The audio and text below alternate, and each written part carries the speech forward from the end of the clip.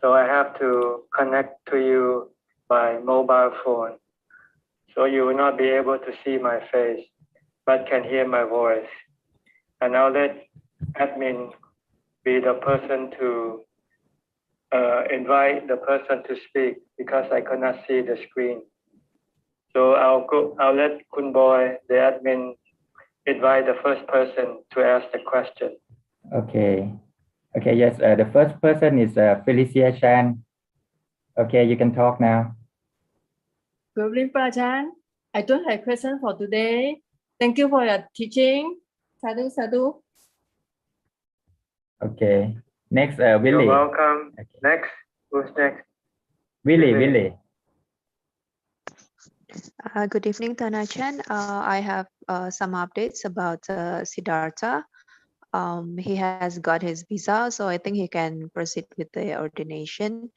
And he is doing well over there, and seems like everything over there is suitable and good for him.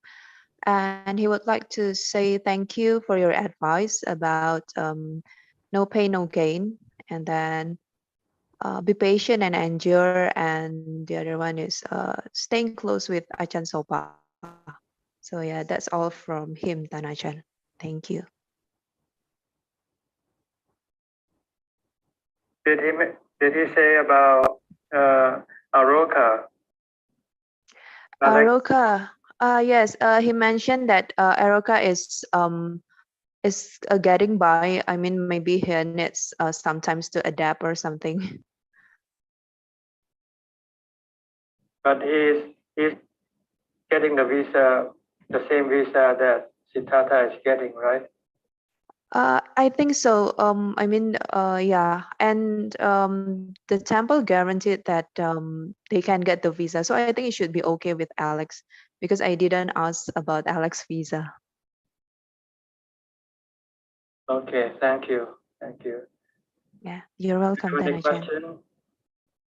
No, I don't have any questions tonight, Tanachan. Okay, next. Okay, we'll go to the next person then. Sajaka. Thank you.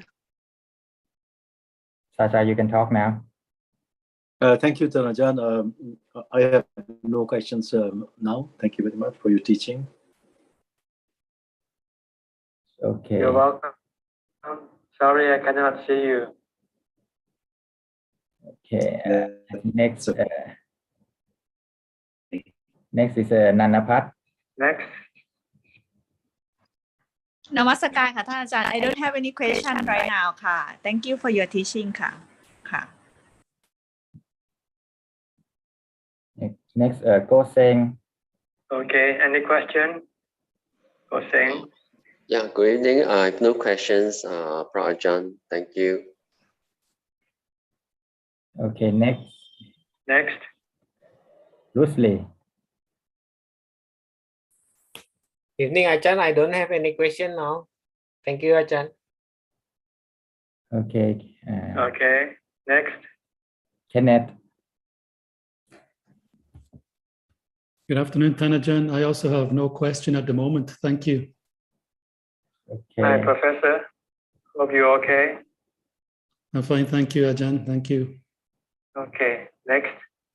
Johanna. Good evening, Tanajan. I don't have any question also tonight. Thank you, Tanajan. Okay, next. Okay, Philip. Good evening, Tanajan. Good evening, Tanajan. Don't have any questions for now. Perhaps later. Thank you for your teaching. Okay. Next, Kafarin. Good day to you, Tanajan. I have no questions today.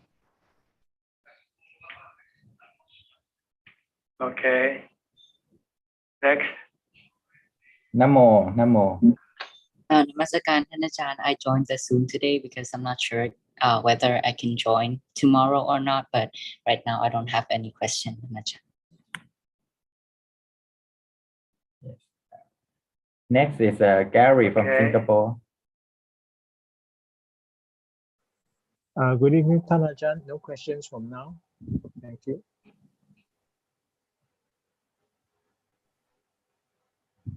Okay. Next, Belinda. Next, Uh, Singapore. Yes. No questions for now, Tanajan. Lock in to listen. Okay. Thank you. Yes. Next, Sulan. Sulan. Today she come early. Yeah. Hello, Ajaan. Yeah, nice to meet you. Yeah, I came early today. One of the earliest time.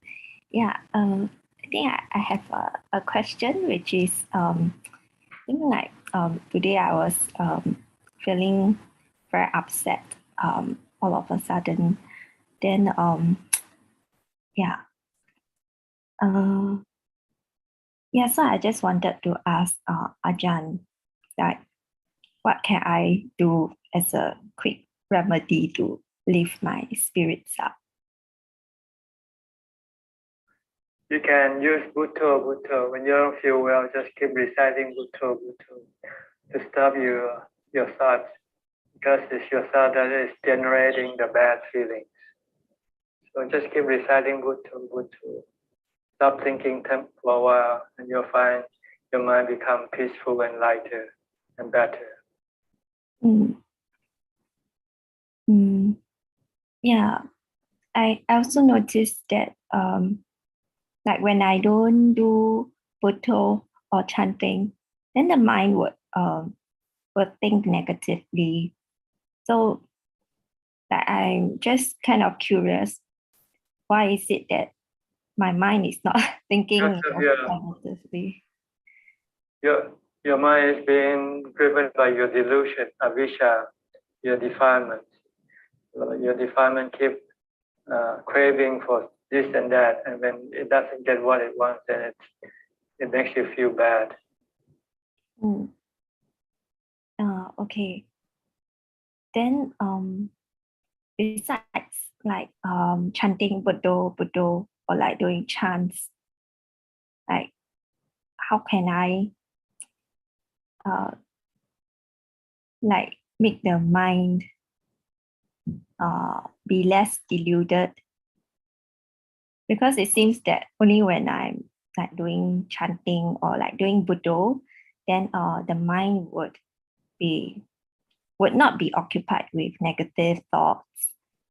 Yeah. So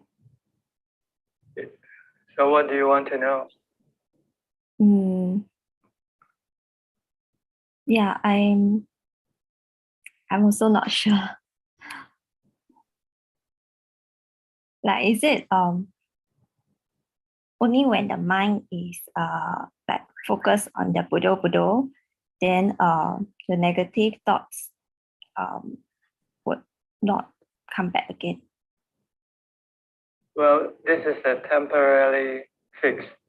To get a permanent fix, you have to use wisdom. And wisdom tells you that you have to accept things as they are. Good or bad. You just have to okay. Yeah. accept them. You cannot have aversion for them or have any desire for them. You have to have equanimity, good or bad. You just have to let them come and go of themselves. All you can do is just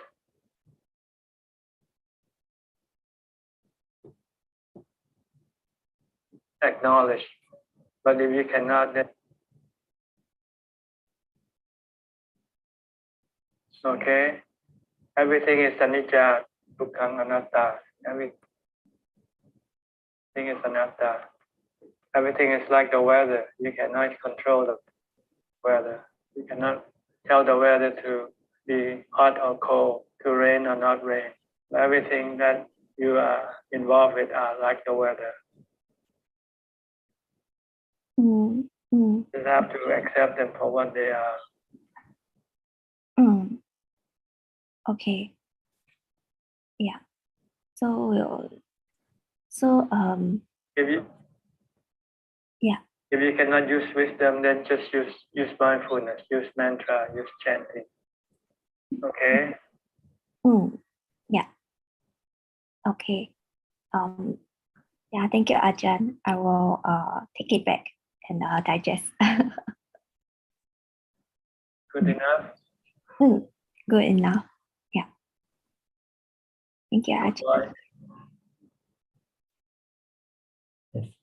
That's all, Suran. Yeah, that's all. Thank Okay. you. Yes. Then speed and check is the next one. Okay. Sui and Check from Vancouver. Right. Ajahn, Ajahn, you're really an iPhone today, Ajahn. Just like your discourse that you dispound the analogy that you dispound last week. You really become iPhone, Ajahn.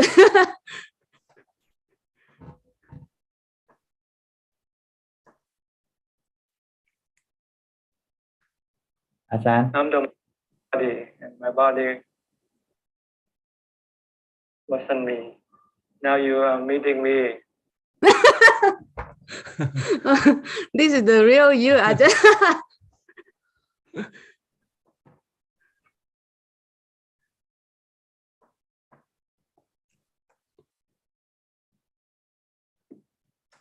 Yeah. Meeting the real boss now. Meeting my servant all the time. I'm meeting your servant all the time. Oh, your body is your servant.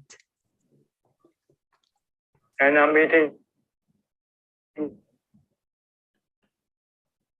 the real you too.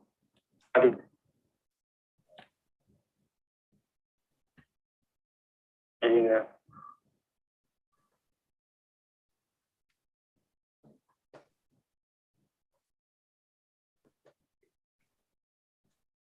So, Ajahn, I can't hear you. Sorry.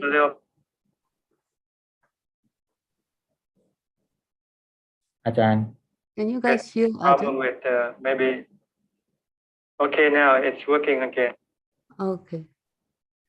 Ajahn, may I ask, how do we make a spiritual planning? Like, how do we, like we always make planning for our life, like how to study, how to get a job, how to get a home and comfortable life. But how to make planning for spiritual life? Well, you have to think that one day you're gonna be without our body, right?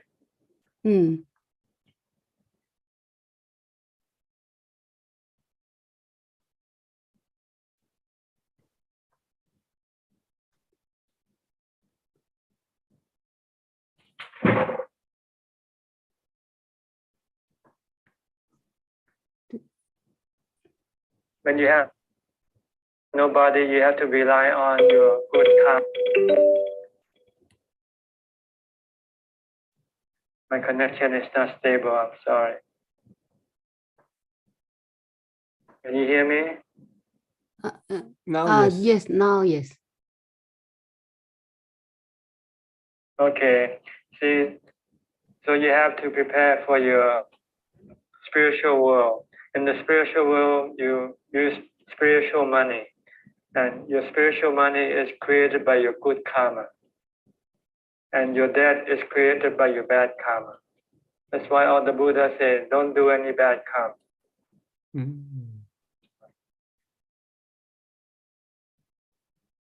Do only good karma.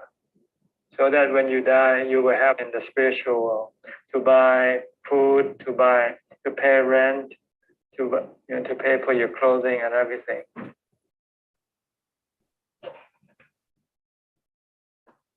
But if you do bad karma, you will then have to live like a hungry ghost.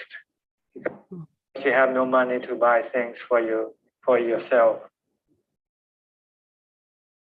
Understand? So do the three things that the Buddha told us to do. Avoid doing all bad karma. Do only good karma. And if you can, purify your mind with meditation. This is the way to prepare for your spiritual existence. Get it? Yeah.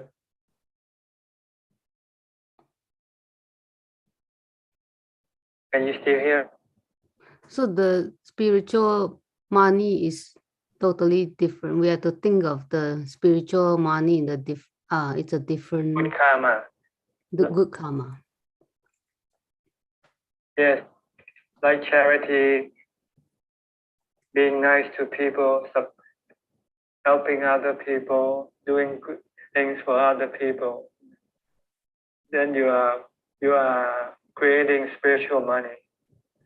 If you hurt other people, then you are creating spiritual debt. And if you don't want to return to this samsara, then you have to purify your mind by vipassana and samatha power.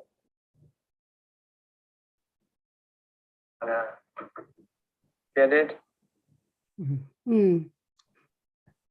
So Ajahn, when we keep on accumulating this spiritual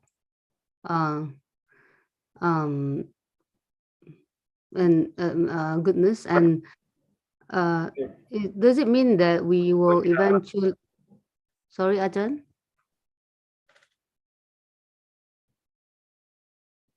Continue with the question.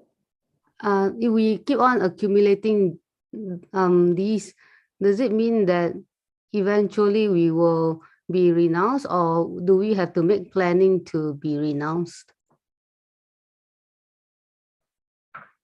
Well, see, all the physical possession is worthless when you die, right? You cannot use them in the spiritual world. So you only want to spend your time accumulating the spiritual wealth instead. By the physical wealth, you just want to have enough for your present existence, which is the four requisites of life: food, shelter, clothing, and medicine. That's all you need for the physical existence. Don't spend too much time buying things, to satisfy your cravings.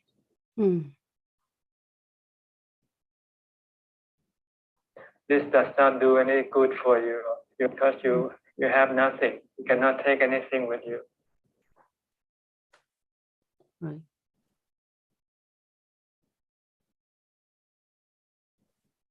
Okay. So if we do the opposite, meaning we are stupid, right, Ajahn? Delusional, let's put it that way. Avijja, paccaya sankhara. Your delusion or your ignorance will push your mind to accumulate things for their defilement, for your craving. And it's not beneficial for your mind at all. It benefits the defilement because it makes the defilement happy.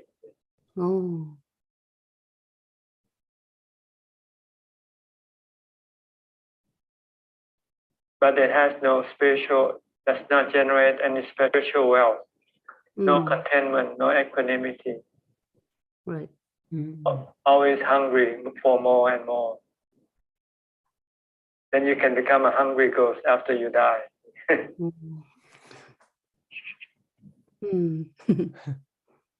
But if you do charity, you do work for other people, you get content.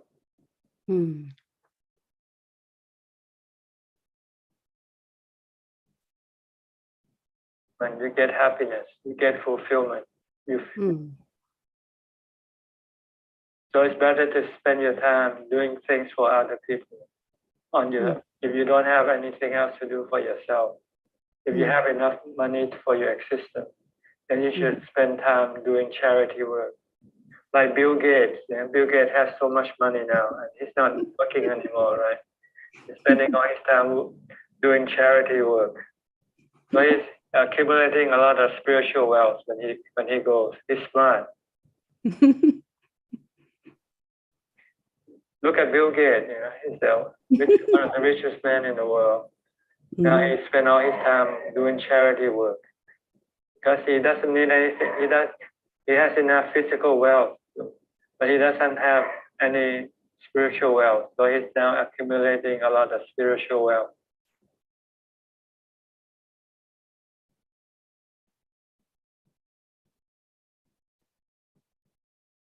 So this is what you should do. Try to spend less time, less money on your physical existence. Just enough to get by is enough. It's good enough. Then you can have the spare time, the spare money to build your spiritual wealth. Give away your physical wealth and you will get spiritual wealth in return. That's basically what it is. Understand? Yes. Thank you, Ajahn. Yeah. But if you don't have any wealth, then you just have to use your physical energy. Like volunteer work, doing things without getting any payment in return. So this is also building a spiritual wealth for those people who doesn't have any money to give away. So you should be a volunteer, go work in a church, work in a kitchen soup kitchen somewhere. Just do charity work. Doesn't have to spend money if you don't have money. Use your physical possession, your energy, your time for the benefit of other people.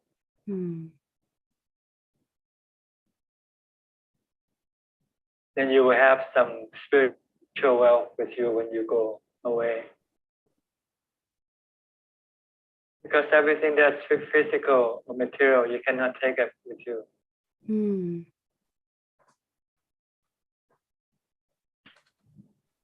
And you can live simple. You don't have to live expensively, right? Right. So why spend so much money on living expenses? Reduce your living expenses. So then you don't have to work to pay for your expensive living lifestyle. Then you will have time to do more charity work for other people. But also maybe meditation to cut down your existences, reduce your existences, your rebirth. Your meditation practice will help reduce your rebirth, number of rebirths down. Ajahn, how does meditation reduce the number of rebirth?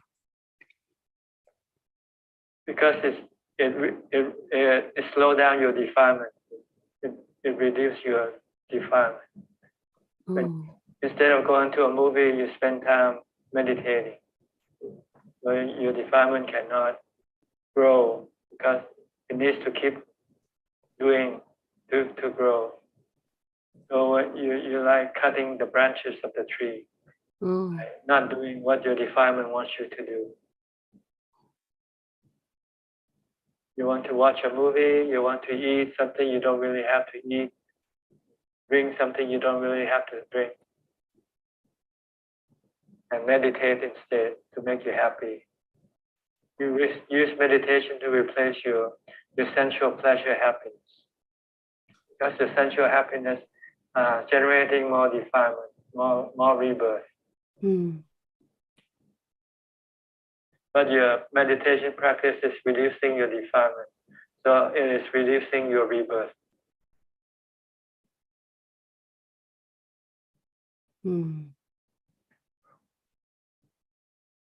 So Ajahn, when we say no to the sensual pleasure and we use meditation as a replacement, we actually cut down the rebirth. The defilement, which is the one that creating more rebirth. The creative rebirth that you're craving in your defilement.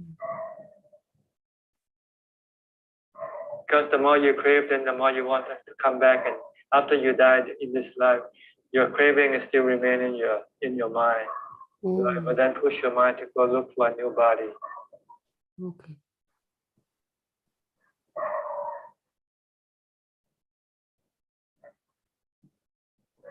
So Tan Ajahn, is it fair to say that The Buddha, every Buddha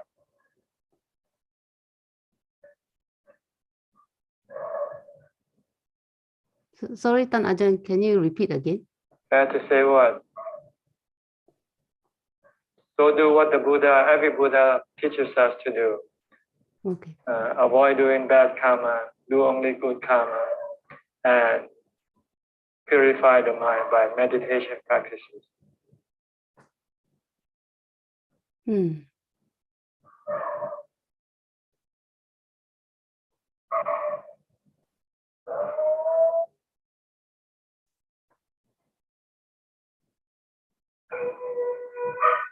The way to avoid doing bad karma is to keep the 5 precepts. This will prevent you from doing any bad karma. And then do charity work. This is the way to do good karma. And then go to meditation retreat or meditate in your room alone by yourself.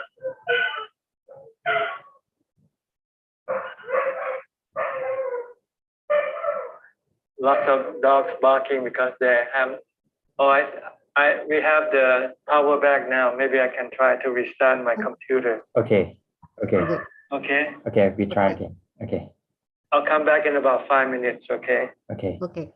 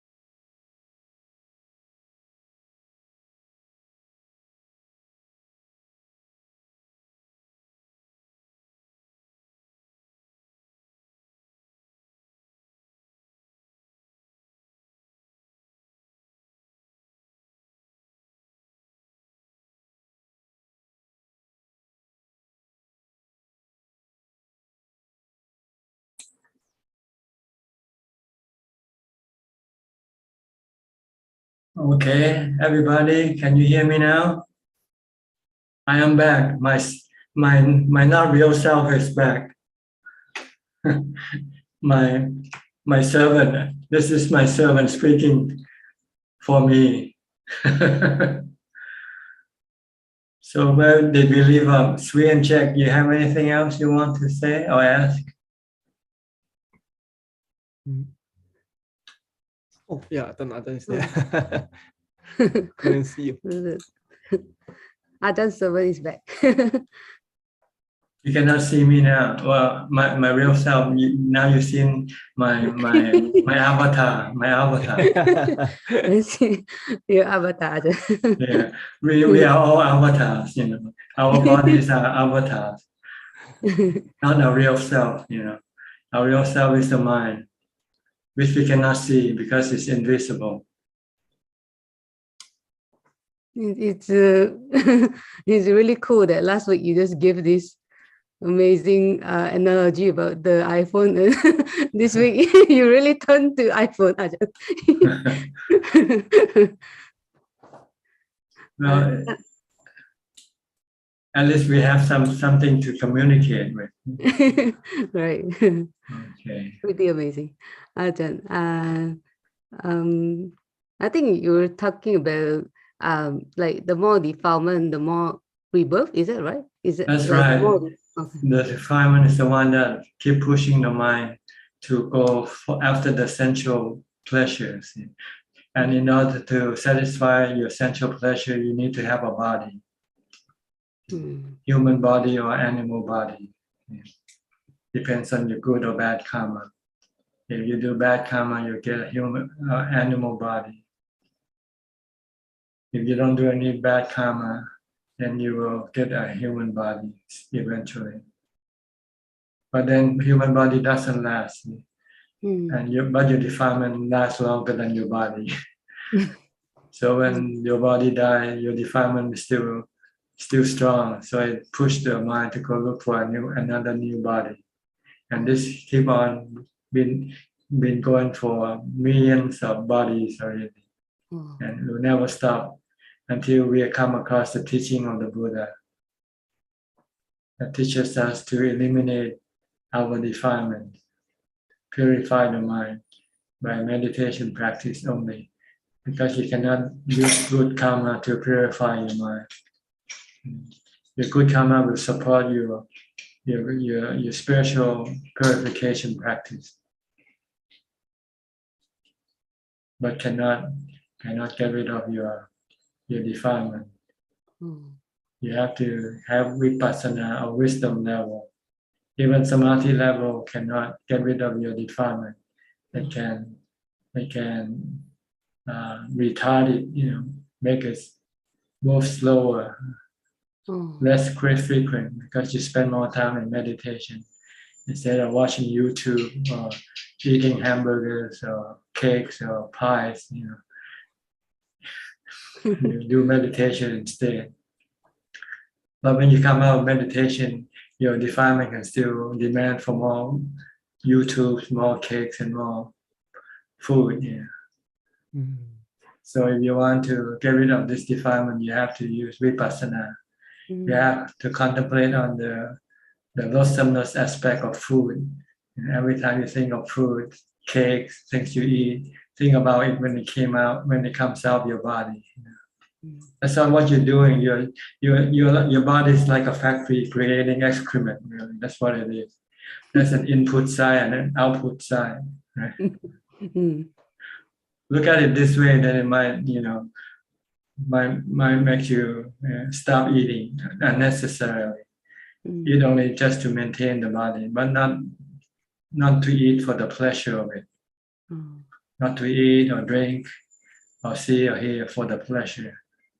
Do it out of necessity. Do for the maintaining of life.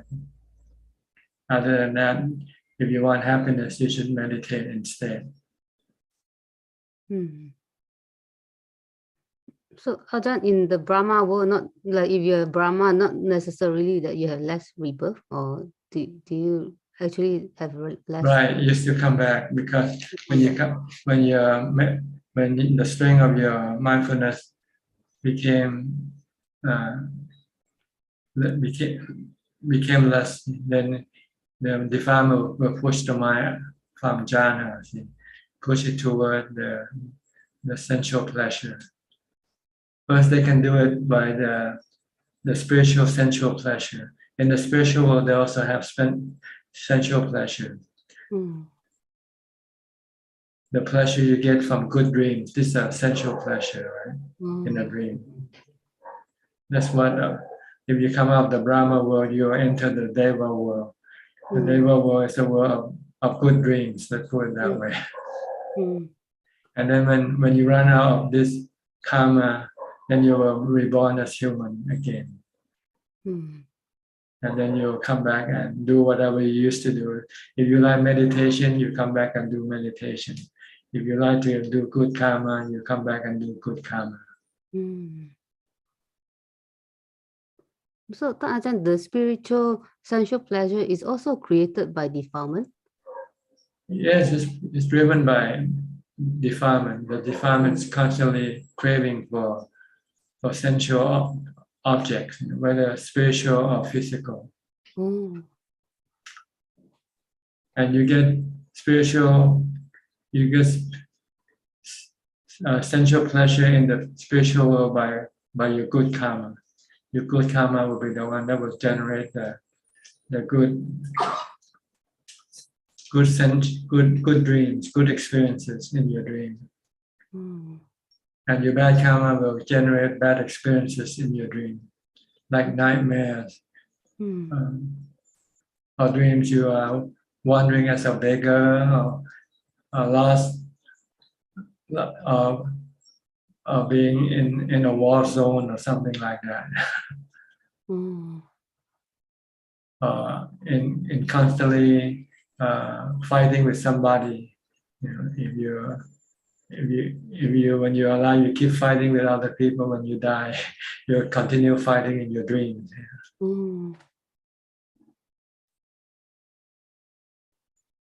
So when you do good karma, when you're alive, this good karma will be recorded in your mind and replay when you die. If you do bad karma, this bad karma will be recorded. And when you die, this bad karma will replay in your dream.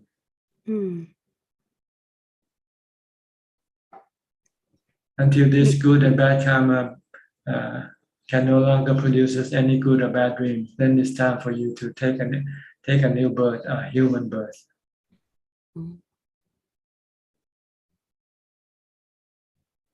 Like neutral dream? Like yeah. Like when you're in neutral, you cannot have good dreams, you have no bad dreams, then it's time for you to wake up, right? So you get a new body and you come out of your mommy's stomach and you start crying. You get up. You've been in a long sleep, It's like sleeping, except the difference is you get a new body when you wake up. Your body no longer can function anymore. So you discard your old body and then you take up a new body in your mother's womb. And then when you're born, when you are ejected from your mother's womb, then you get up, you start to cry. The first thing you do when you get up, you cry because you feel hungry or thirsty or something. Or you have to breathe yourself. When you're in the stomach, you don't have to breathe. But when you come out of the stomach, then you have to breathe yourself. So you experience the first dukkha of breathing. Birth is suffering, see, because you have to breathe. If you don't breathe, you die.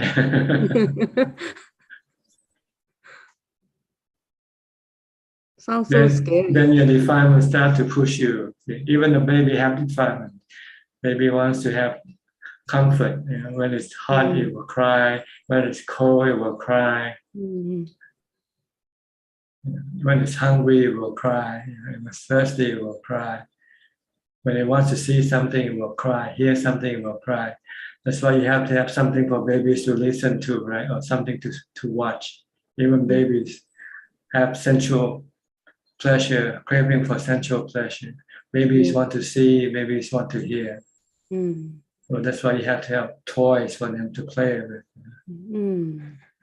to keep them subdued, not complaining, not disturbed, not crying.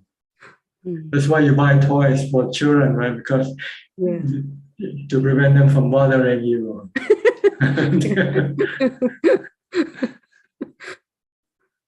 Keep them occupied. Right now, nowadays they have the smartphone to keep them occupied with. But this could be harmful to them because the smartphone has so many bad influences that will stimulate them to do more bad karma than good karma. So this is what it is. It's all your defilement that keep pushing your mind to go after sensual pleasure. When your body dies, then it pushes you to go look for a new body. Replacement of your old body. And you keep replacing your old body like you've been replacing your old phone. How many phones have you replaced already so far?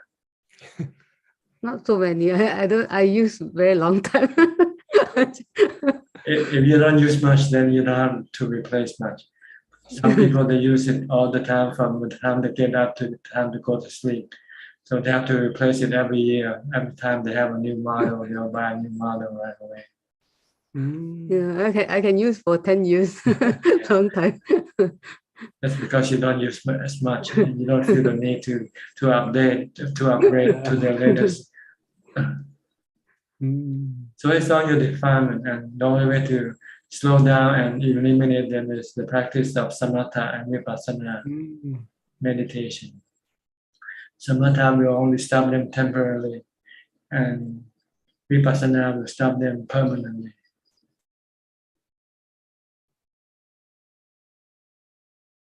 Okay. Ajahn, if you don't use vipassana, it will like it doesn't like even if you're very good at meditation, it doesn't help at all. Doesn't help you eliminate your cycle of rebirth because your defilement does not die by your mindfulness alone. It has because the concept of your defilement is your delusion, not seeing the truth.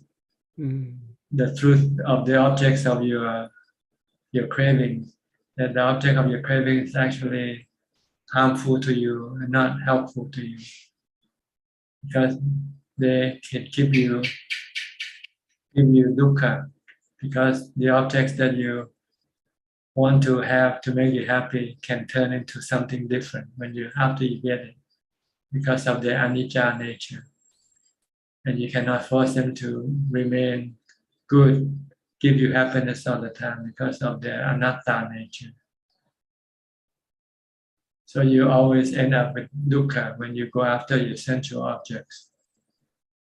They are like drugs, in which no matter how much you take, it's never enough.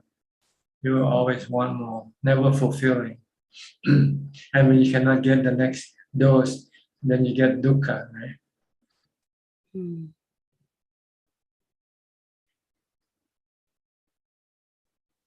Okay, so this is what you have to do to prepare for your spiritual world. Avoid doing bad karma, do only good karma, and meditate to purify your mind, get rid of your defilement. All right?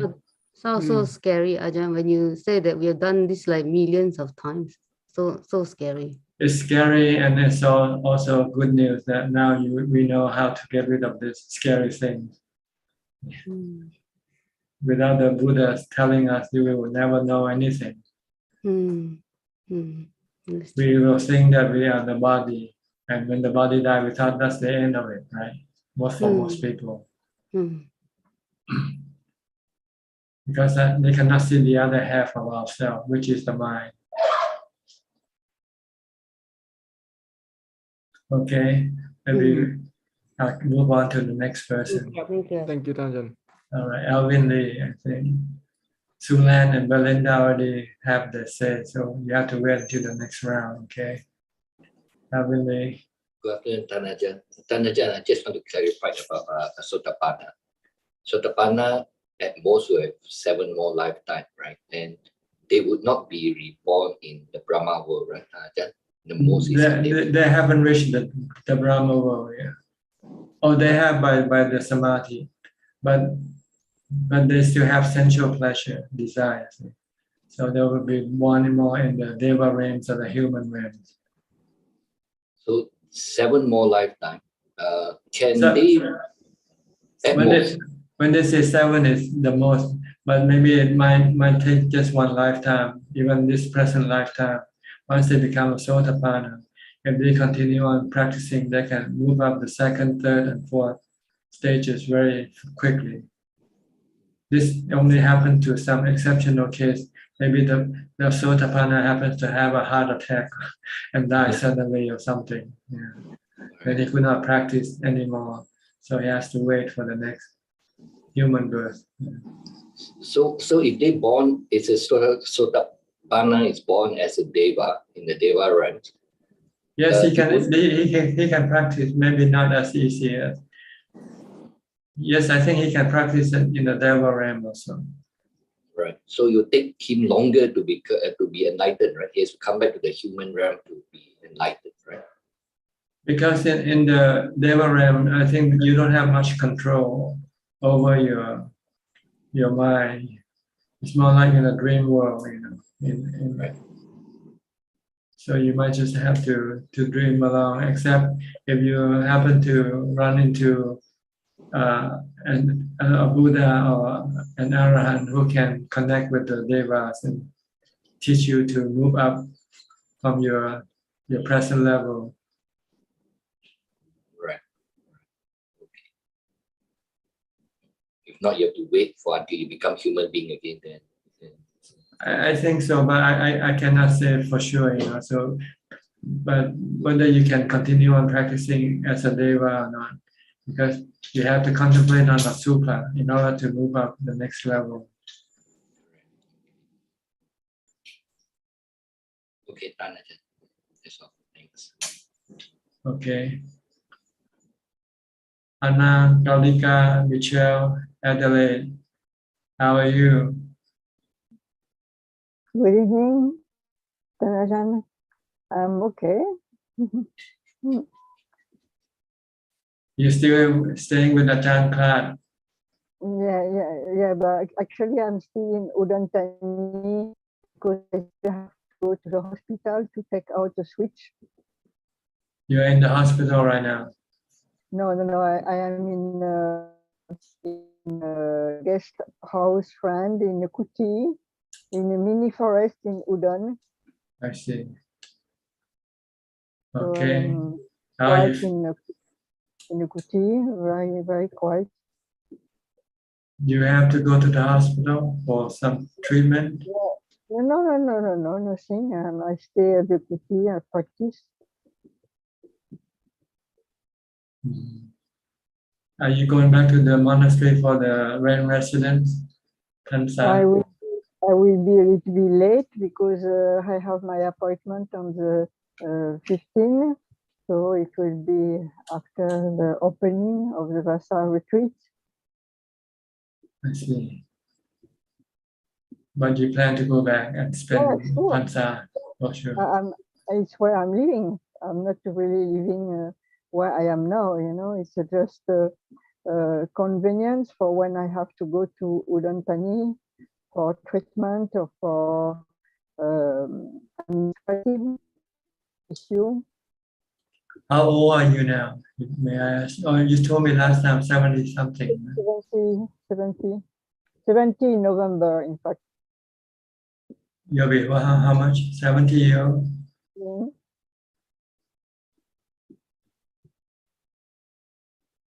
Okay, you had a question? No, thank you, Ajahn.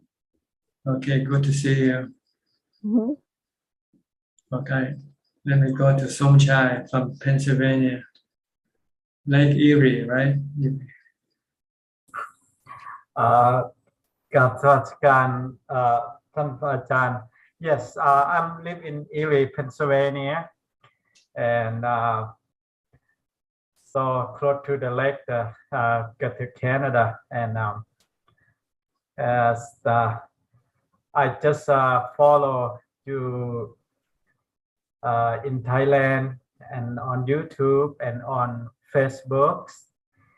Then I saw you sit down pretty much all day for teaching. It's gorgeous. It's amazing, and each time is like a sit at in Thailand at the place philosophy there, and so it's pretty admire. And one thing is I like to tell because it's a day off like 3 days, so I sit outside. I smacked one mosquito the other day, so I just come back inside. I said, no, we can sit outside. But I went to, it's like, it's a 4th of July anyway, and I just broke the law on one alcohol, just a little sip. That's about, usually I just did, that's the third thing I did. And other than that is I always, when I drive, I thinking about, look like a lot of time I almost dream about you. I think so much about that. That actually, I almost dream about that. That's so I plan to go to visit Thailand next year. It's like we call Songkran. So that's what I think I plan to go. Besides that, it's not much for, and I think sometimes it's hard for me to, it's difficult for this about after midday. So that's a kind of tough, but I'm gonna try to do not that too much. So, and anything beside I would like you give me advice and recommend on that. You have to practice more mindfulness and meditation. When you can meditate more, then you'll find that your desire to eat become less and less. So you'll find that keeping the 8 precepts will be easy. So you have to keep developing mindfulness all the time and do meditation as much as possible. Okay. Yes, because usually when I working, my mind always focused around the job, around the people talking or speaking something. I not quite pay attention too much because right now I kind of actually speaking of this, a lot of things. I mean, a lot of religion around surrounding beside me. Something said have to force to believe it, but this one is kind of you can try. Don't have to be don't have. It's not faith based. It's more on experience based. You have to prove it to yourself. Right. So far, almost a year, like a year now. So far, I will feel good about not alcohol, no smoke, and no talk. No, I don't have I don't get trouble for friend too much because listening, talking to somebody, or lying or something like that. It's socialize. I'm very less right now, so that's make me focus. I mean, routine myself, my life for that. So I think a lot of time I kind of almost dream about you, so thinking, because on Saturday and Sunday I listen too. So but again, thank you so much. Okay, good. Keep meditating, okay? Do a lot of meditation as much as possible if you want to advance in your path. All right. I will do that. Thank you. Okay. Next, Ricardo Antunes from Uruguay. The other day I saw the circular bridge on my computer in Uruguay. That's a bridge, circular shape, right? Yes. Is that a famous landmark in Uruguay? Yeah, more or less. Very close where I live, but it's really? very nice. Yeah, strange bridge. Yeah, normally it's a straight bridge, but this one is circular, like a roundabout on the road. They have make roundabout, but you cannot make U-turn around there, right? You have to go all around. Yeah, it's funny. Yeah. Why do they make it like that? Any reason? Any particular reason? Or just for show? Really, I don't know. But there might be a reason. I don't know what. Thank you. Maybe for tourist attraction. Yeah, probably. Yes. Okay, you have any question?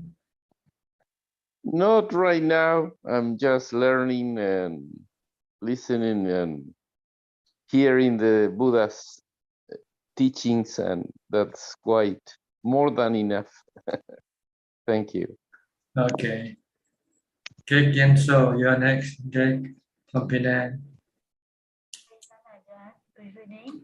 Sorry, I joined late, just back from mom's house. No question tonight, yeah.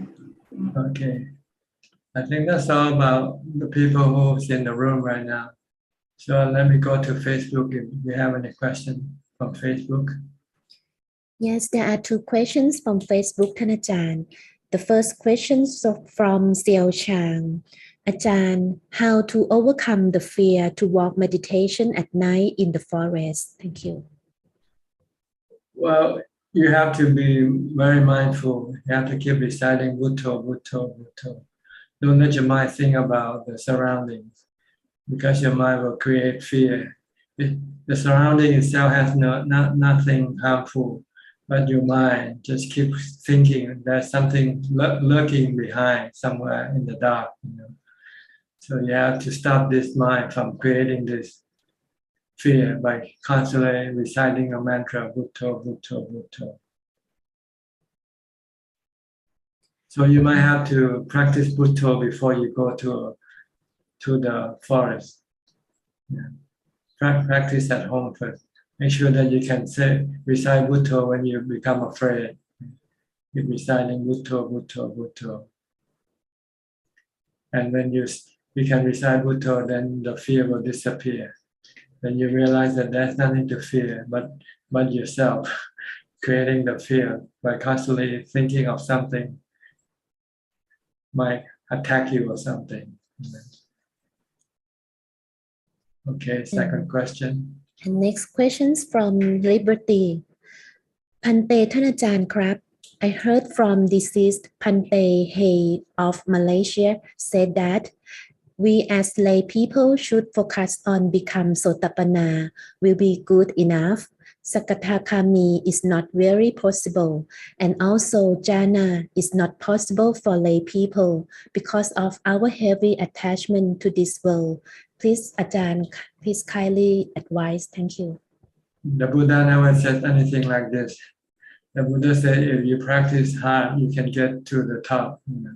So disregard your disposition, your status, because you can reach to the top regardless whether you are a householder or you are ordained.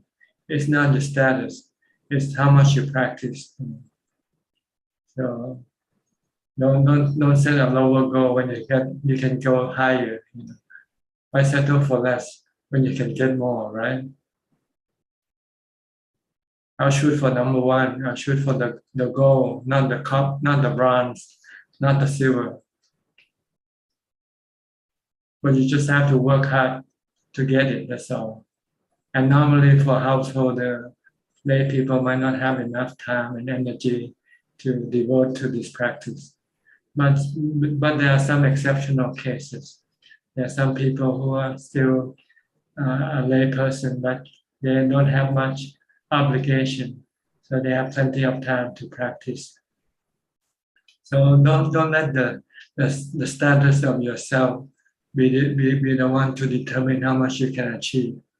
Let your ability to practice be the one to decide how much you can achieve.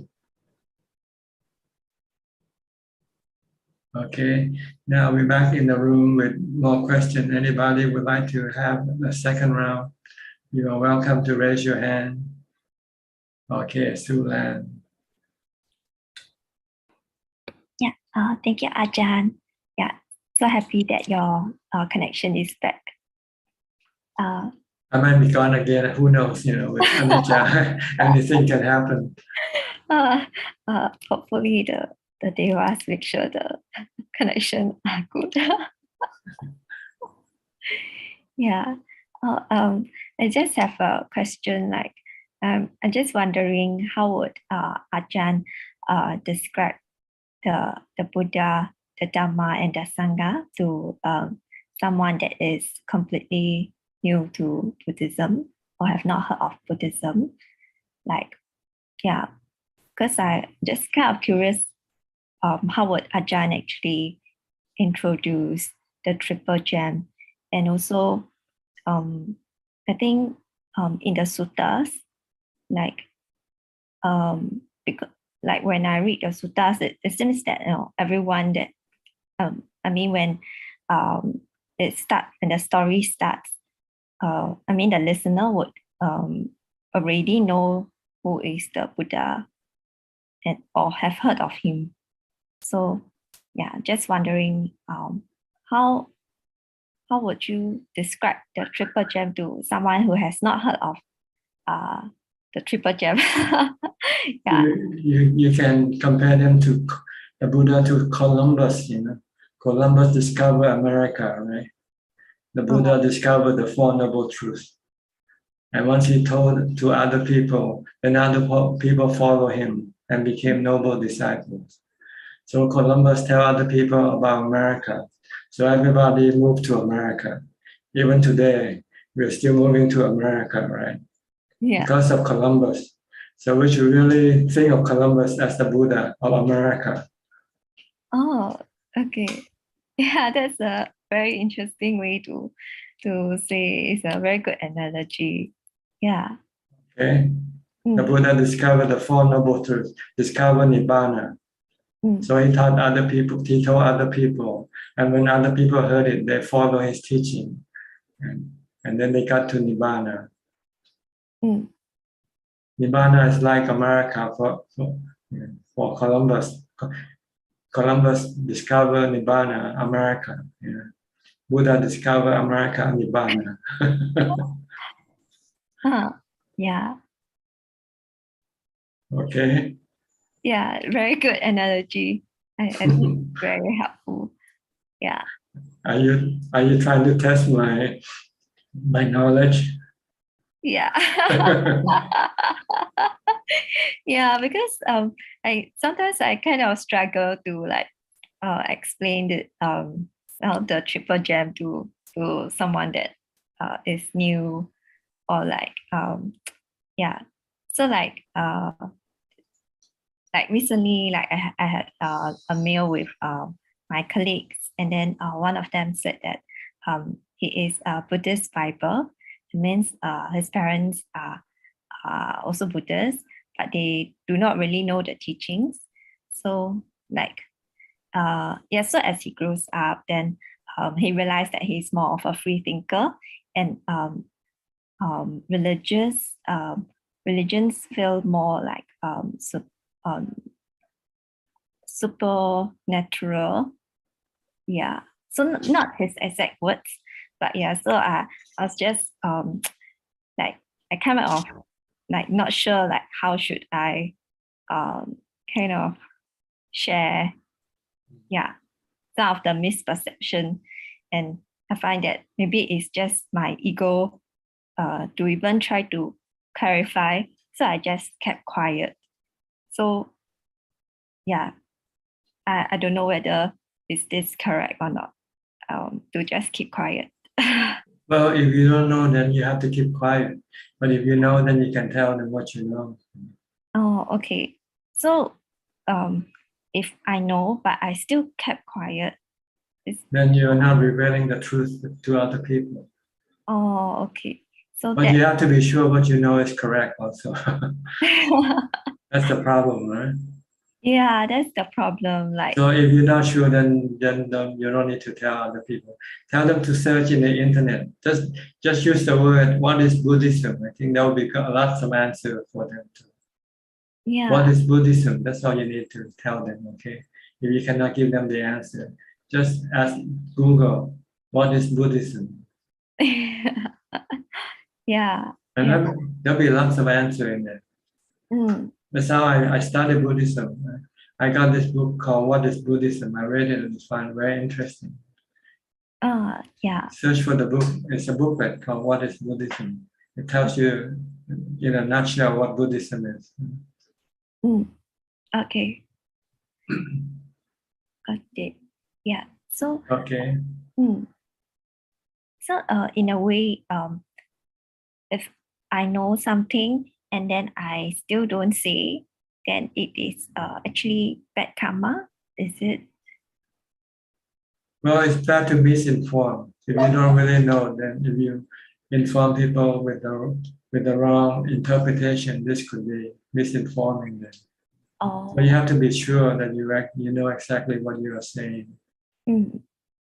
Okay. So unless I am confident, then it's better to just keep quiet. Just tell them to go ask Google. Okay. Yeah. Thank you, Ajahn. It's very helpful. Okay. Ubeka, you just came in. Alfredo.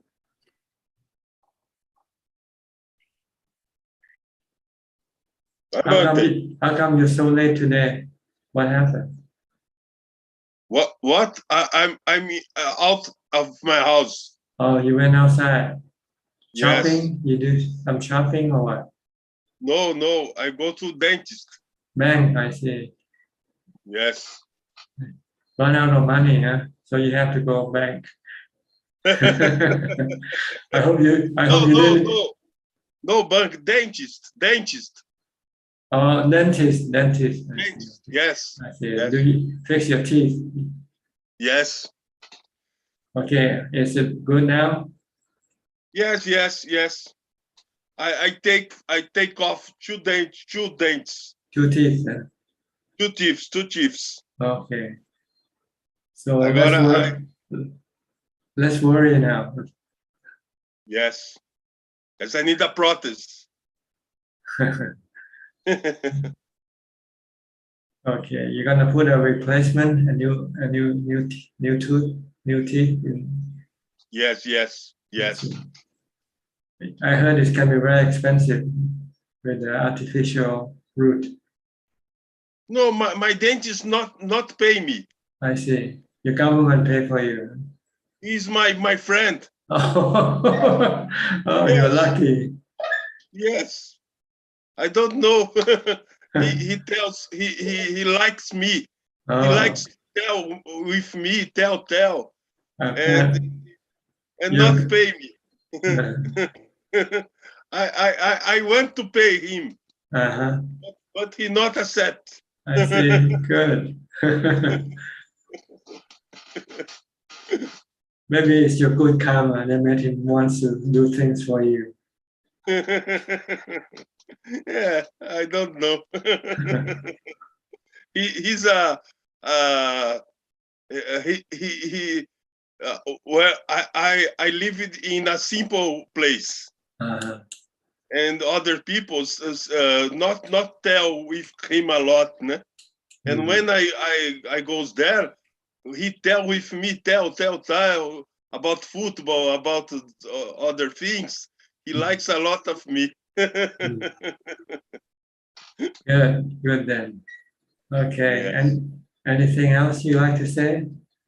No, I meditation okay. My meditation is very okay. My eye training, my UPECA is very good. I'm training in Brahmaziharas, né?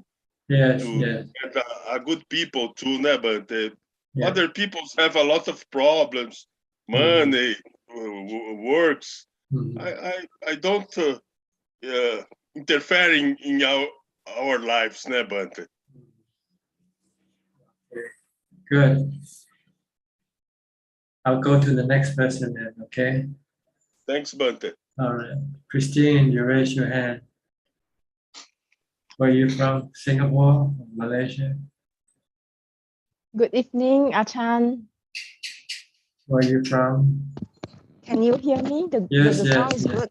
Okay. I'm from Penang, Malaysia. This is the first time that I come into Zoom with Ajaan. And previously, few years back, I was in Pattaya before. And normally I join is with live under text. I never come into Zoom. I see. Okay. Yeah. So Ajaan, actually, my history of Buddhism is since before 10 years old, I was went to Long Po Chai Chan under Long Pu Tate practice in Thailand. Then Dana Sila Bhawana, I was quite serious into it until recent few years. I'm not into practice in Bhavana. So I'm trying back these 2 years under pandemic time. But the heart was full with kilesa because the momentum and the movement, it was like lack for few years gap. I never practiced well for recent years, about 5 years back. Those before 5 years, 5 years ago, I was used to practice in temple with 8 precepts. But now recently, I try to come into practice with meditation, but it's hardly for me to get rid of my kilesa. I was like tend to enjoying like food or Facebook live, other live, shopping, this and that. Like I try to drag until I was like very, very tired. Then come into practice Bhavana for a very short time before I go to sleep. How can I overcome this kind of bad attitude or habits that I was like have a several years gap, never into the serious practice for every day 1 to 2 hours. The heart is very, very unfocused. I try to like go around and round.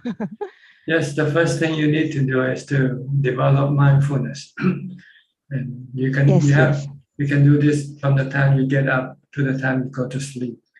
Just keep reciting Bhutto, Bhutto, Bhutto as much as possible. Then you will have enough mindfulness to meditate. Okay. Just recite with Bhutto will do. Yeah, just Bhutto, Bhutto all day long. All day long. Yeah, whatever you do, just keep reciting Bhutto, Bhutto. If you don't have to think about what you do, then just like when you're brushing your teeth, just say Bhutto, Bhutto, Bhutto. When you're eating, just Bhutto, Bhutto, Bhutto. Oh, I was thinking, is that a bad karma for me saying that I is like blocking my heart that never come into practice again? No, like, it's your laziness. Your laziness. Yeah. Oh. You don't want to use Bhutto, Bhutto, that's all. Oh, okay. If you use Bhutto, Bhutto, then you can move, you can advance very quickly. Shall I go back to temple to retreat 8 precept again? If possible, but right now just do it while you are at home. You can start right now. When you finish with Zoom, you start Bhutto, Bhutto until you go to sleep. Okay. Yes, yes, Ajahn. Thank you so much, Ajahn. Okay, try to do it. Have Bhutto, Bhutto with you all the time. Then when you meditate, you'll find that you can meditate and get your mind to be peaceful very quickly. Yes, when I last few days I try to meditate for a short time. I think less than 1 hour, about half an hour. The mindfulness, the calmness of the mind, it subside and it went to very quiet. It don't have a lot of thinking thoughts. It less out, but I feel it's still not enough. So I have to practice as Ajahn said, Bhutto all day long. All day long if possible. Then you can sit longer. How about when I'm working? Yes, Bhutto, Bhutto. Only when you have to think about what you do, then you stop Bhutto. Oh, okay. But don't think about your friends, don't think about shopping, don't think about holiday and things like that. Okay, yeah, shopping, holiday, or come fulfill my desire, the kilesa. Yeah. If you start thinking about shopping or holiday, you have to keep beside Bhutto, Bhutto, Bhutto. Okay. Thank you, Ajahn. Thank you so much. I'll come to Anura later, okay? There's Namo waiting first. Namo, your turn. Namaskar, Ajahn. As I mentioned that tomorrow, I might, I'm not sure whether I can get home on time to join the Zoom, so I decided to join today instead. Ajahn, me and my family, we have a plan to go to the Chonburi province and we want to listen to your Dhamma tomorrow. Where can I get the information about the place? Admin will give you the information. Kun La or Kun Boy. It's 2 p.m. at Kuti number 5 at Wat Yan Sangwalaram. Oh, okay. Yes. Okay, Ajahn. Thank you, Ajahn. That's all for today. Yes. Okay. All right. Next, Anura ji. Get to you first because it's almost, 2 or 3 o'clock now. Yeah, good evening, Ajahn. Sorry, it's the middle of the night. It's very hard to wake up. It's so cold here as well. Winter time for you too, huh? Yeah, it's about -1, -2. Oh. Yeah, so I've been not well for a while, and then, I've been listening to your Zoom sessions and Facebook Live. So quite a learning. I want to join today because I want to pay respect to you because I'm going away on a retreat next week, on a rains retreat for 10 weeks. So in a monastery or in a... Yeah, going to Perth. Perth. Ajaan Brahm. Yeah. So I was selected, and my wife also. We go there. Spend rains there. Happy to hear that. Yeah, I just want to pay respect to you. Hope you take advantage of your time and opportunity. Yeah. Concentrate on your practice and don't do anything else. Just try to stay 8 precepts and doing nothing as well. So I have a lot of recordings from you. So these are my Dhamma clips. So I try to use them. Are you required to turn off your phone? Yeah. I think it's a silence. So okay. So no communication with the outside world. Yeah, but I'll try to get a SIM card and then keep mobile phone just for emergency. Because a lot of people meditate in their kuti, so silence. Usually people are very silent. Yeah, keeping silence. Yeah. Good. It's one way to stopping your mind from thinking. Because when you talk, you have to think. But you can be talking to yourself though, so you have to be careful. Yes. Yeah, that's the problem. So I've been meditating, and with my work it's very challenging. So I decided to take a complete break Yeah, maybe the first few days might be a little bit difficult to adjust to the new environment. Yes, yeah. But after that, I think you start enjoying your peace and tranquility. Yeah, I think we are challenged to not to eat in the afternoon, so we need to practice as well. So yes. Good. Happy to hear that. Yeah, thank you, Ajaan, for teaching. Right. Yeah. How soon did you have to? When did you start? When you have to go? We are leaving because rain starting on 14th, the full moon. So we are leaving on 13 and come finish end of September. Yeah. For the complete 3 months period. Yeah, that's I'm planning to stay. Last time I stayed for 1 month. I think that's not enough. So, yeah. Okay.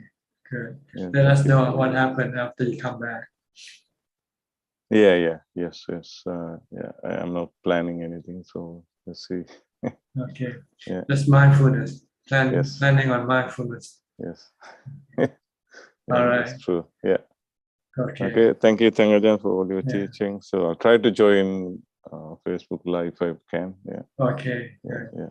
Thank you. All right. So, Next. So, Prashant, where are you from, Prashant? Hi, yeah. Hi, Ajaan, this is Prashant here. Where are you from? I'm from India, Mumbai. India. Mumbai. Yeah. Right. Okay. Can I help you with anything? Yeah. Ajaan, I need to ask you something. I just put it in my question also on Facebook. But now since I came on a live, Ajaan, sometimes we are surrounded with a lot of problems and troubles and issues with our life. Though we practice vipassana, sometimes we do meditation, sometimes we chant Buddha as well, and most of the time we try to go with the 5 percept, and we try to make sure that we don't break any 5 percept. And so I try to do all stuff and all. But all with this, Ajaan, we come across with a lot of problem and challenge and frustration in life. So I just want your guidance how to cope up with that, because sometimes you do a lot of things to overcome of it, but you never come out of it, and you keep on thinking on what happened of your past, and you dwell into your past and your mistakes you did it. And though we try to meditate for 1 hour, 2 hours, but when we do meditation for 1 hour, we feel good. We realize all our defilement go down. But moment we come out of the vipassana or come out of the meditation, we again go back to same thought again, and that thought prevails in the mind. So I just thought of I can get your guidance how to overcome of it. When you come out of meditation, you should continue with your mantra, Bhutto, Bhutto, Bhutto. Don't let your mind think. And do work and recite a good mantra at the same time. Like whatever you do, don't let your mind think. Just keep reciting Bhutto, Bhutto, Bhutto. Then you can maintain the peace that you have acquired from your meditation. Right, Ajaan. If you don't use mindfulness, then you might start generating defilements, and then you start to have restlessness and agitation. Right, Ajaan. So you have to control your mind even after you come out of meditation. Right. We also say that we should be in sati all the time. That's Whether right. you being, yeah. That's right. Maintain mindfulness all the time. Whether focusing on your activity or focusing on your mantra. This will stop your mind from thinking or generating defilements. Right, Ajaan. Thanks a lot. Okay. All right. Is that all for the question you want to ask? Okay.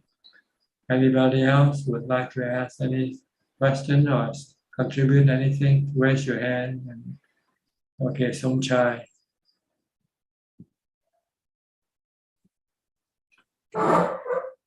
Thank you again for opportunity to. I like to say some, but probably possible or impossible. It's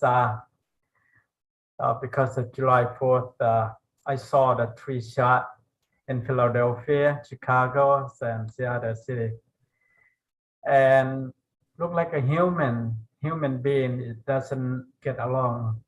So reincarnation is, if possible, I don't want to come back to reincarnation again.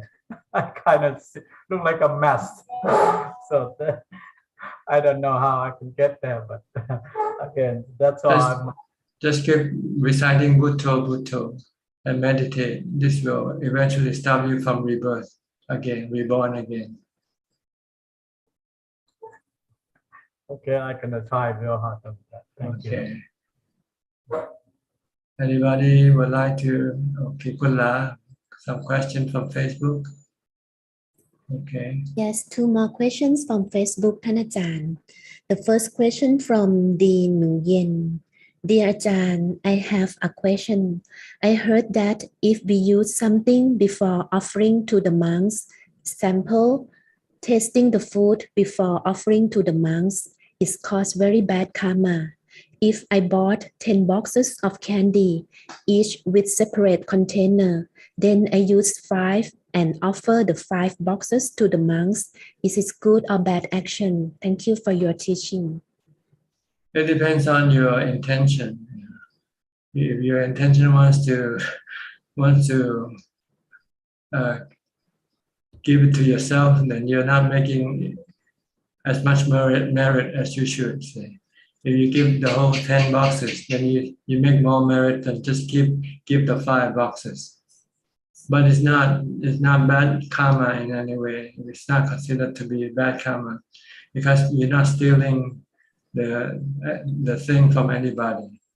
If you steal the candies from other people and then give to monks, then you are making bad karma. As well as making good karma. Stealing is bad karma. Giving it away is good karma. So more or less you're just back to zero. So if you want to make merit, then you should buy things and then give the things you buy to the monks or to whoever you want to give. And if you have to taste some food because you want to make sure that it is not spoiled or anything, then it's okay. There's nothing wrong with that. You don't want to give spoiled food to other people. So maybe you have to have a little taste. If you doubt, if you're not sure whether the food is not spoiled, then this is okay. And next question from Prasan Gatward. Ajahn, I need your help to know how to handle personal frustration related to life. When you know nothing is working right for you, you are losing at every front. When you're deeply surrounded by stress at all sides, when you feel that only miracle will save us, please guide how to cope up with it. Thank you. You just have to lower your expectation, that's all. Maybe you're putting your expectation too high, aiming it too high, and you cannot deliver it to you. So lower your expectation, maybe down to half. Instead of getting 10,000 a month, just say maybe you'll be happy with 5,000 a month or something like that. So you have to lower your expectation, that's all. Then eventually you'll get what you want. If you lower to 5 and you still cannot get it, then you lower to 2,000 maybe, and eventually down to 0. Then you'll get what you want, you know. And last question from Gregory Wong.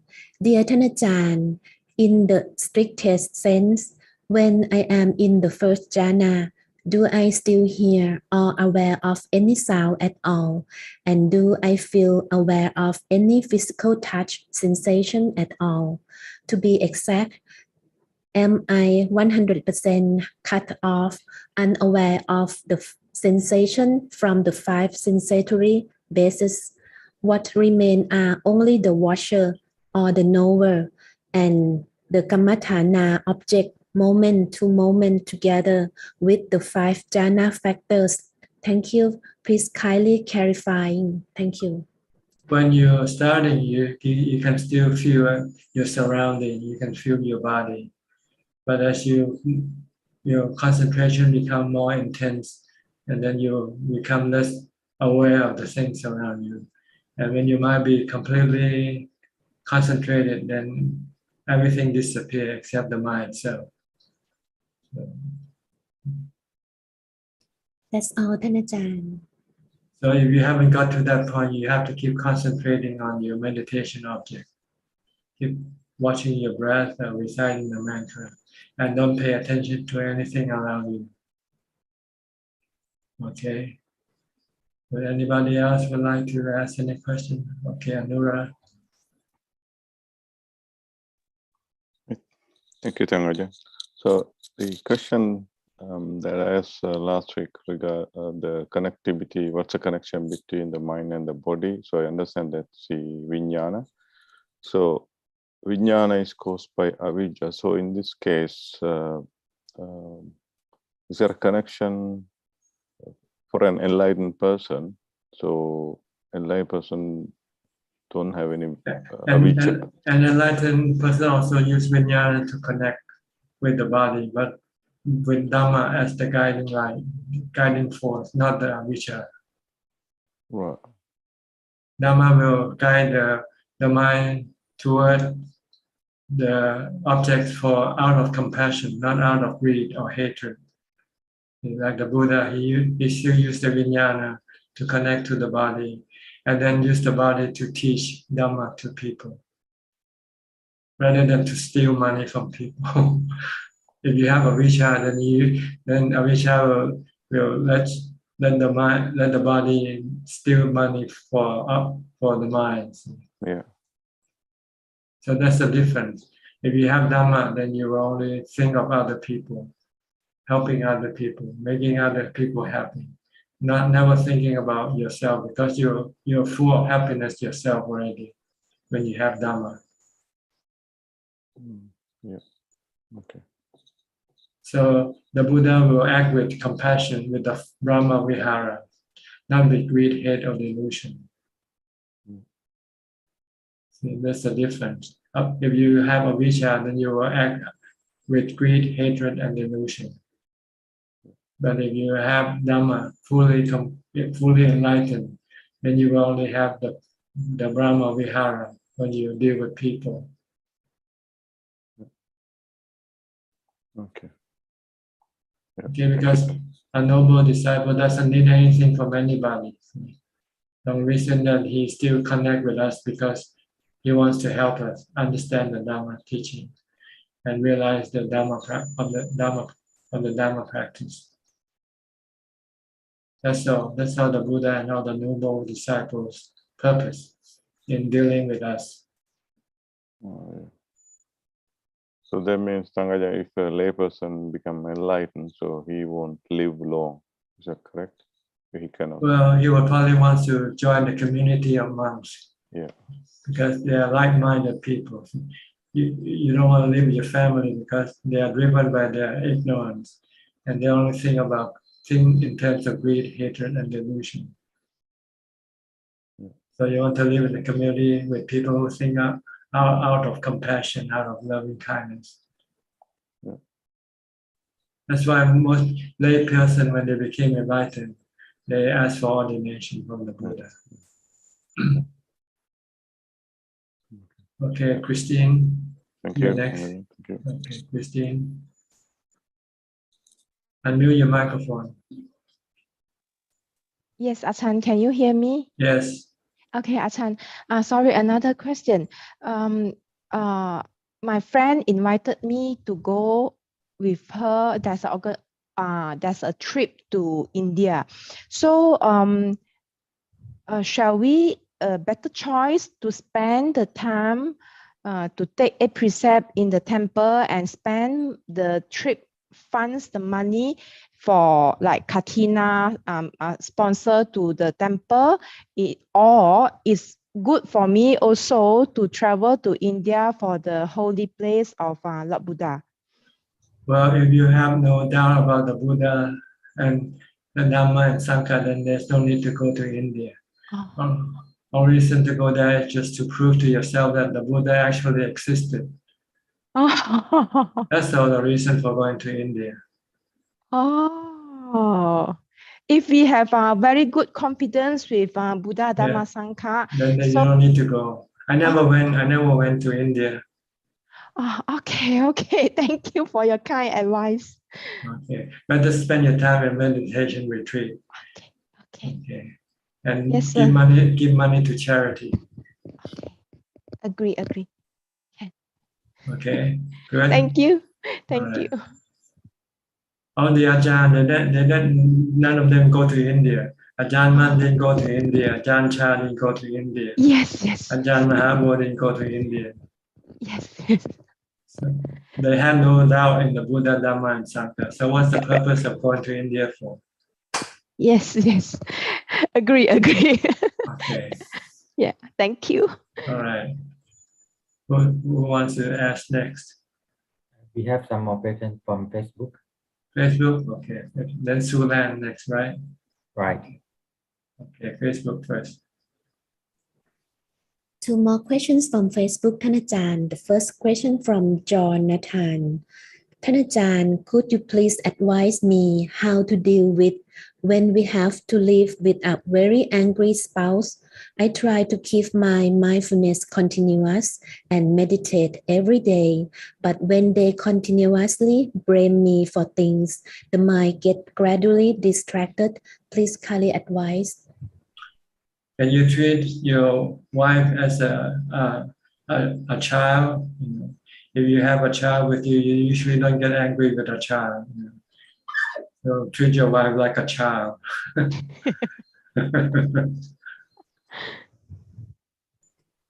And next question from Liberty.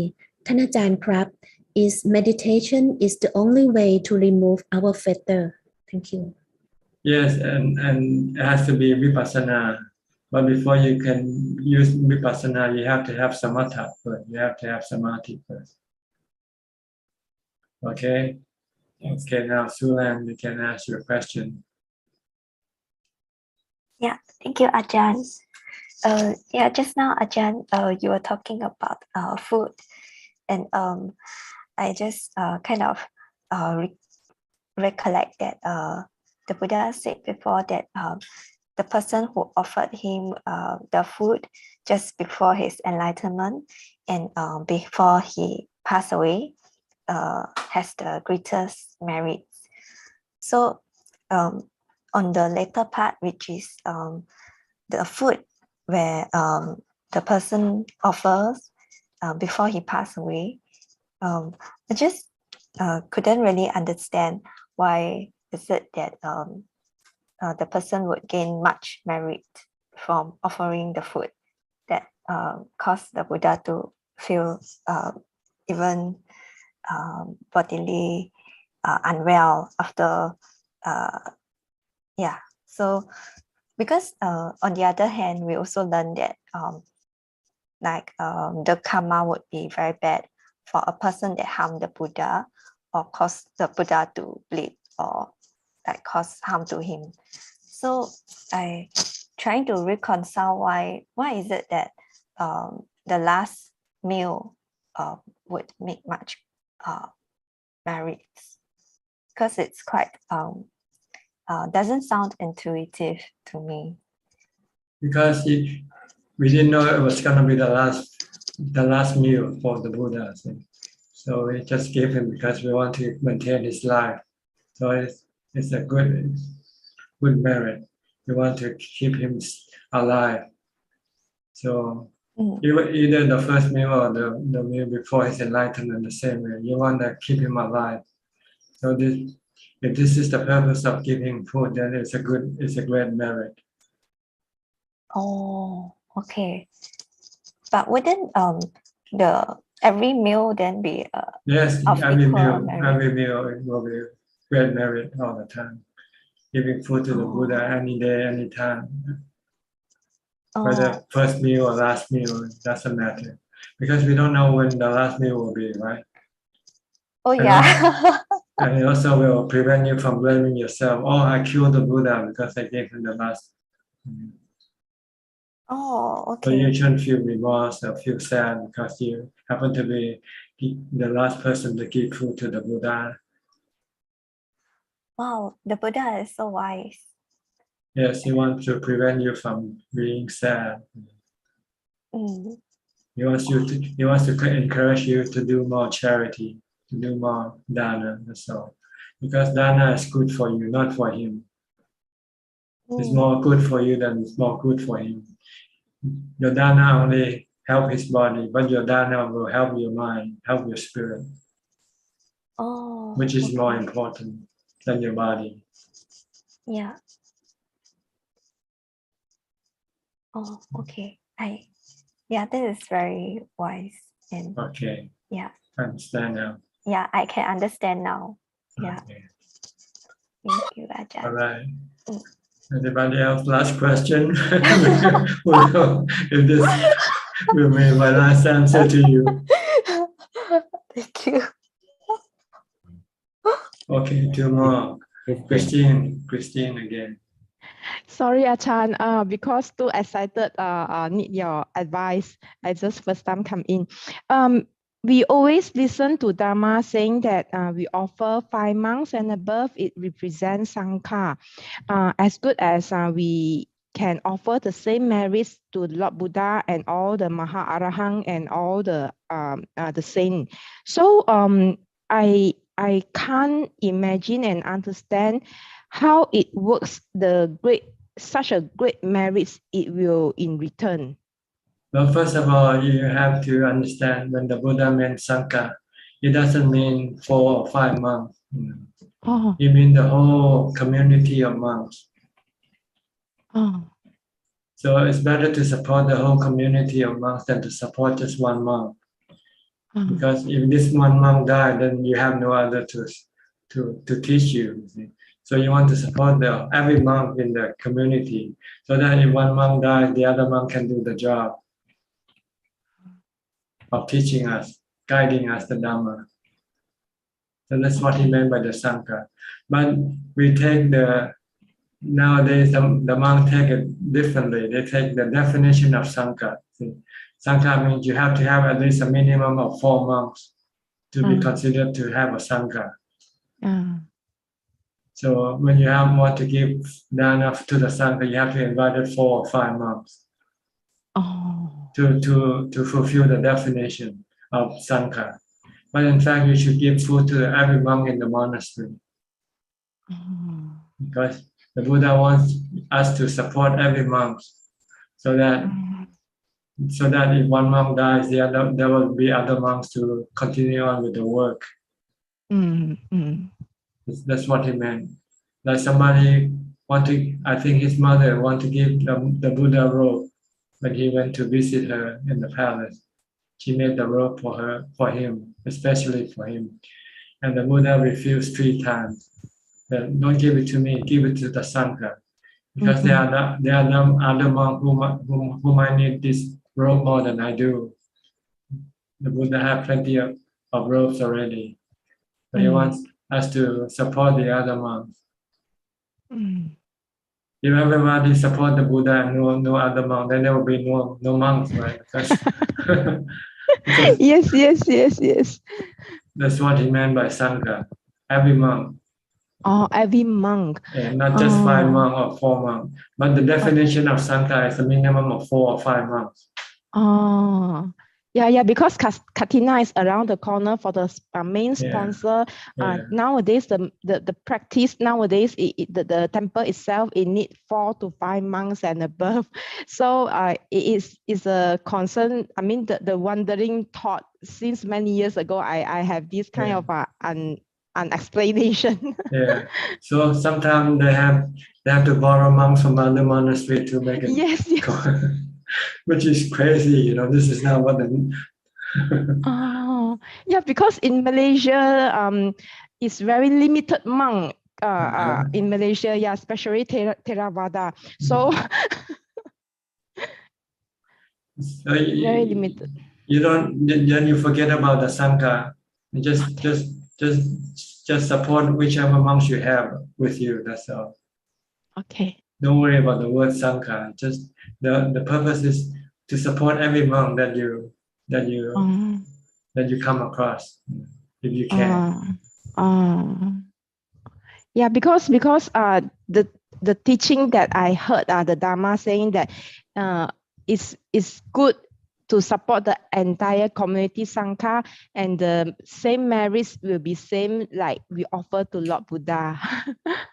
Also, the meaning of Sangha means when you give me something, for instance, and you say you want to give to the Sangha, then it means it doesn't belong to me personally. It belongs to everyone in the monastery. Everybody can share it. Can share it. That's what it means. Yeah. But if you give it to me specifically for me alone, then no other monk can share with what I get, unless I want to share it myself.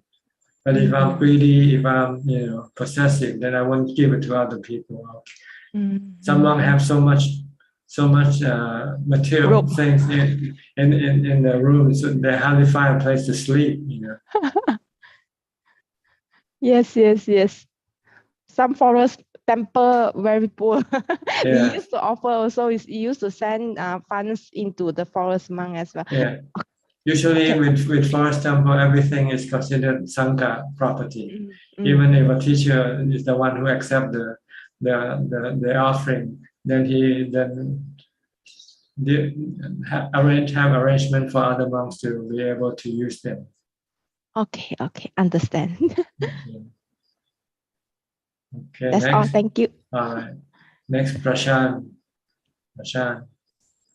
from India. Yeah, Ajaan. Yeah. So Ajaan, I have two questions with you. The first question is that when I read the Tripitaka, in that it's in the Milinda Panna, it's mentioned that when the Naksen asked the question to King Milinda, that what are there are some sutta which can help us or safeguard us.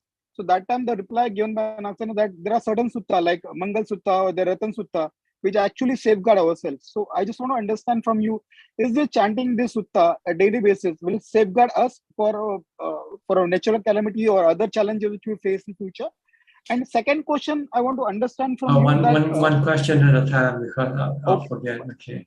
Fine. So chanting sutta, really the actual purpose is really twofold. One is to develop mindfulness. When you chant, you cannot think about other things. You have to focus on your chanting. So this is a way of developing mindfulness. Doesn't matter which sutta you chant. Okay. Second reason or second purpose of chanting is to understand what you chant. So you gain knowledge because this is the teaching of the Buddha. So if you chant and you don't understand, you only get one benefit. You get mindfulness. But if you chant and you understand what you're chanting, then you get wisdom. Right. But it doesn't protect you from harm and danger, anything like that. But it teaches you how to live wisely so that you will not be harmed easily. Like the Mangala Sutta teaches you how to live, how to associate with people, what kind of people you should associate with, what kind of people you should not associate with, for instance.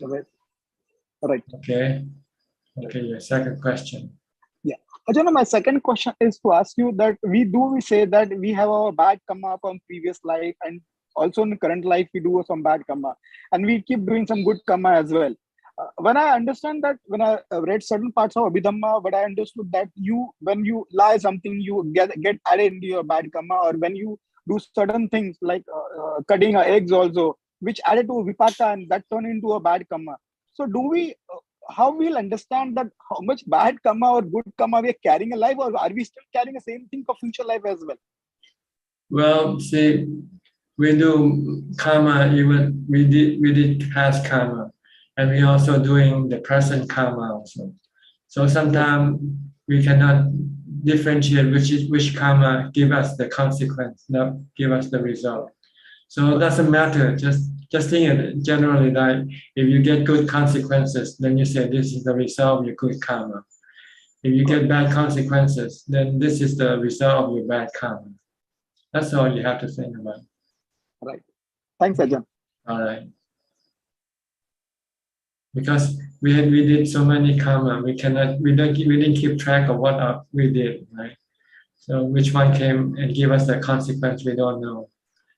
And besides karma, there are other factors that can give us bad or good consequences, like the weather. The weather has nothing to do with our karma. Or the economy has nothing to do with our karma. Things just happen. Got it. So we shouldn't worry too much about it. What we should worry is how we deal with these consequences, good or bad karma. And the best way is to be calm and just use equanimity. Don't react to your good or bad karma. Thanks, Ajahn. Okay. We have a newcoming. Koche, what? Yes, Koche, what? Where are you from, Koche, what? Can you unmute your microphone? It's on your bottom left corner. On the mute microphone icon, and say mute and mute. Look down on your left corner of your screen. Coach, can you hear us? Do you know how to unmute your microphone? Call.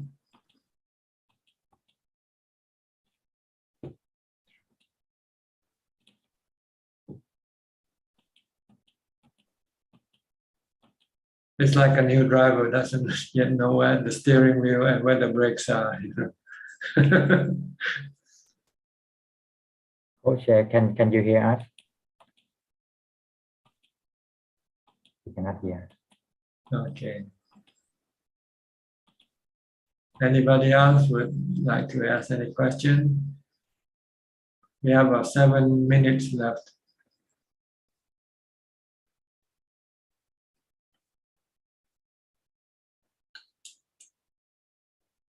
Well, if nobody, then I wouldn't waste your time anymore. I will have to call this meeting to an end for tonight, for today. Thank you for your participation.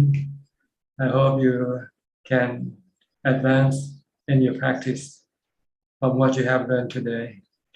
In the meantime, please stay mindful, and if all goes well, I'll see you again next week at the same time with both myself and my body. Okay. Thank you and goodbye. สาธุเจ้าค่ะ Ajahn. Thank you, Ajahn. Thank you for your teaching. Thank you, Ajahn, thank you.